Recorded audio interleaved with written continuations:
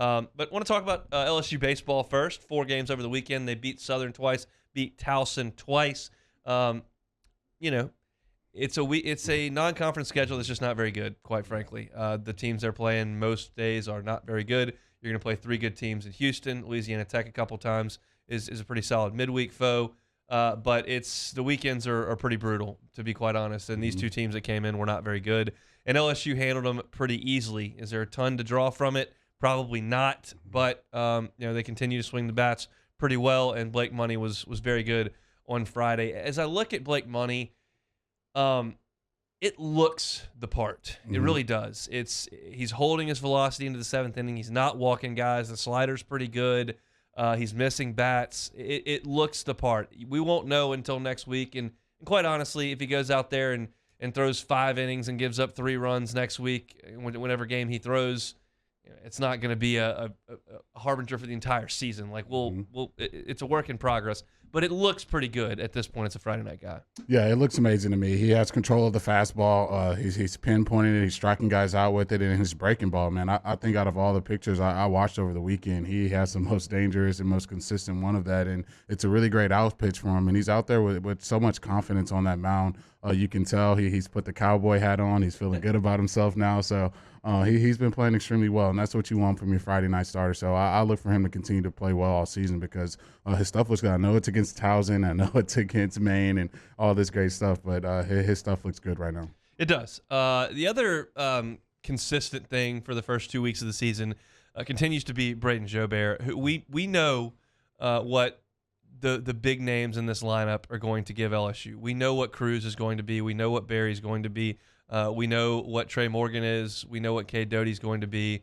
Gavin Dugas has a track record now that you can prove. But to lengthen this thing out, you need 3 more guys to step forward. We've seen Jordan Thompson, who we knew was going to be in there, swing the bat very well over the weekend. And Braden Jobert continues to hit the ball very hard. He continues to slug, had another home run, a couple doubles. He's been a really pleasant surprise. Now, you're seeing mid to upper 80s fastballs, and it's going to change real quick here in 2 weeks. But right now, he's slugging. Yeah, he's playing extremely well. I was shocked they moved him down the batting lineup. I thought he deserved to be moved up, if anything. But he's been playing extremely well from the left side of the plate, just hitting the ball hard.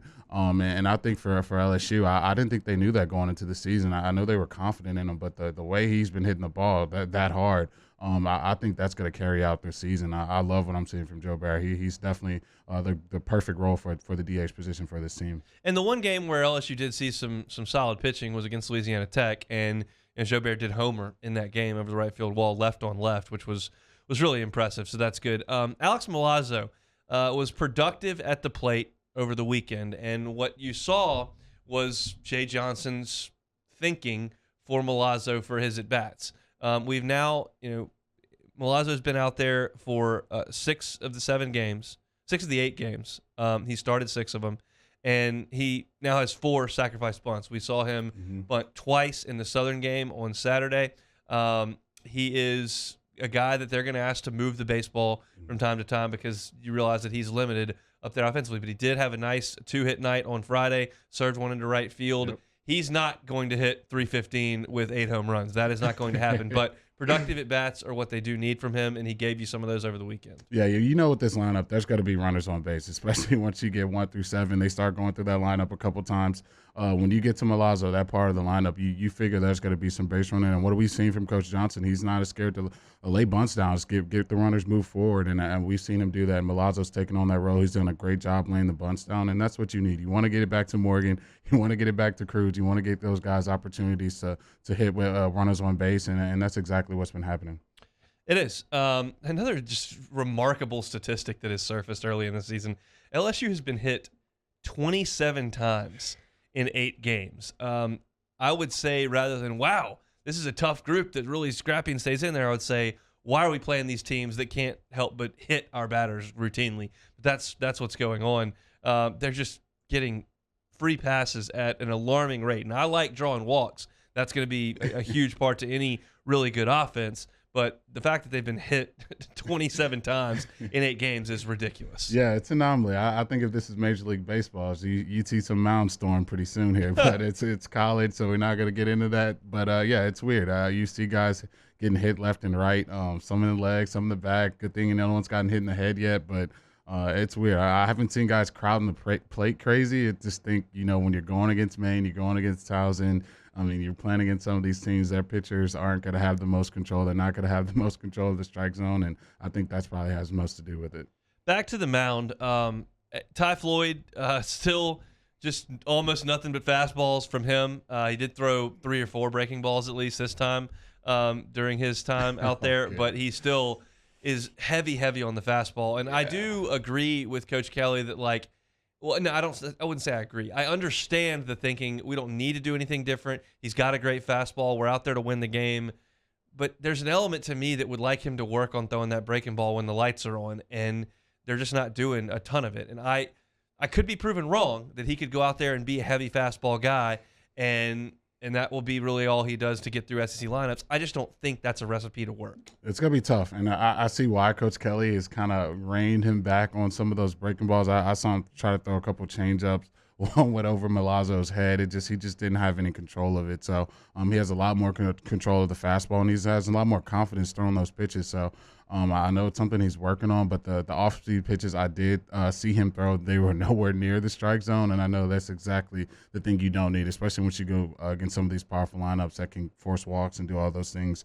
It's going to be tough. I don't know if he's going to be able to get through some of these lineups, especially next weekend when you're going against some of these schools with all fastballs. They're going to start timing you, especially when they've seen it multiple times through the order. It's going to be tough. I hope him well. I hope he can get that breaking ball down, but right now I just don't think he has that in his repertoire right now. People were a little antsy that Devin Fontenot hadn't pitched very much. He only went 1 inning in the first weekend, didn't pitch against Louisiana Tech, and then it didn't pitch on Friday, didn't pitch on Saturday. All of a sudden, why isn't Fontenot pitching? Well, he's the closer, and there hadn't really been any tight games that they needed a closer to come in and slam the door. So they did let him get extended a little bit on Sunday, and I thought he looked excellent. The breaking ball was really good. He commanded the fastball with some good late life and got a few punch-outs looking with the heater on the corners.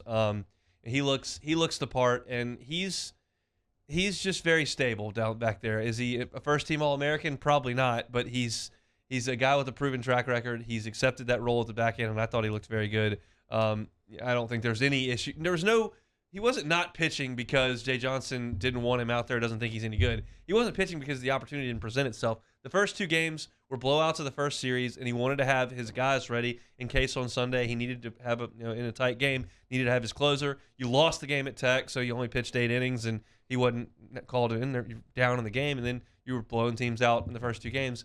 He's just a closer. He's going to come in if there's a close game. If there's a close game on Friday, he would have come in. I thought he looked good on Sunday. No, he looked good, and I think for me, he probably has the second best breaking ball. He had it going. He had command of his breaking ball in the strike zone. The fastball was looking great too, and I think he's going to come in phenomenally in that closing role. He hasn't, obviously, like you said, hasn't had those opportunities when you're playing against Southern and Towson and Maine and some of the teams you played against, but he will, and I think he's going to step up to the occasion because he has good stuff.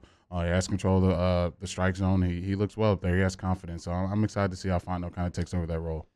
On the bummer side of things, Javen Coleman left the game on Saturday, and nothing's official yet, but I am not hearing very good things about his left arm, and that would be really a tough blow to this LSU pitching staff because he's one of your 2 lefties that's kind of a proven commodity that has gotten big outs in college baseball. Certainly Riley Cooper is that. We'll see if Schaefer can step up. Clearly didn't have it in his first outing, but was better yesterday. And Coleman's just a guy that they were going to count on to give him 3-4 innings at a time on the weekend from the left side with really good stuff. And right now it just sounds like that may not be the case for the foreseeable future. So hopefully he's doing better, but doesn't sound great. Paul Gervais did come in with a 3-2 count.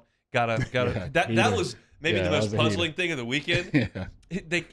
Coleman goes out, so Gervais got to come in with a 3-2 count. He comes in and throws a 92-mile-an-hour fastball right down the middle, and the guy just takes it. It's like, what did you think was coming? You thought the new pitcher was going to come in and snap off a 3-2 slider? It was fastball right down the chute. You didn't want to pull the trigger. He didn't. But Gervais looks good as well. Yeah, no, he looks phenomenal. That was a strange occurrence, but he popped the fastball in there, man. He's going to throw it. He has confidence. I know he feels like he can get it up to 96, 97, which we've seen him do before. But when he's throwing that fastball at 6'11", he's gonna continue to get that confidence, and that's exactly what he has as well. I thought Bryce Collins looked decent at the end of the game yesterday. If you were still paying attention at that point, God rest your soul. I was making some dinner. It was 15-0, and I'm still watching LSU Southern at 7 o'clock at night. But Collins came in. The breaking ball looked pretty good. This is a guy that's missed 2 years of baseball, and he looked pretty good. I didn't see a gun. I texted Doug Thompson, who was up there. He said it wasn't working in the stadium last night. So I don't know how hard he was throwing, but I do know the breaking ball had some pretty good tilt to it. So he looked pretty good as well. Look, they got a lot of options as pitchers. They just got to see how this moves forward. And really, this coming weekend will tell us more about where this team is. Again, it's a deal where if they go over there and lose 2 out of 3, everybody will throw their hands up and say this team's terrible. It's early. It's real early. But certainly if Blake Money were to go out there and establish himself, or if you were able to go out there on a Friday night or against Saturday against the number 1 team in the country and hang 10, 11 runs in a game, that would kind of solidify your confidence in this offense. But right now, I think they're right about where they should be, and they're swinging the bat pretty well. Their defense was certainly improved this weekend as opposed to what we saw on Wednesday night in Ruston. Thompson kicked one on Friday, but other than that, it was pretty clean throughout. And they're off the dock now, pushing off and moving forward with this LSU baseball team, which is now 7-1. Next up is Blake Dean's UNO Privateers. That is on Wednesday at the Box. Thanks so much for watching Hunt Hill on YouTube. Now do us a favor. Hit the red subscribe button below and throw us a like. We'll see you next time.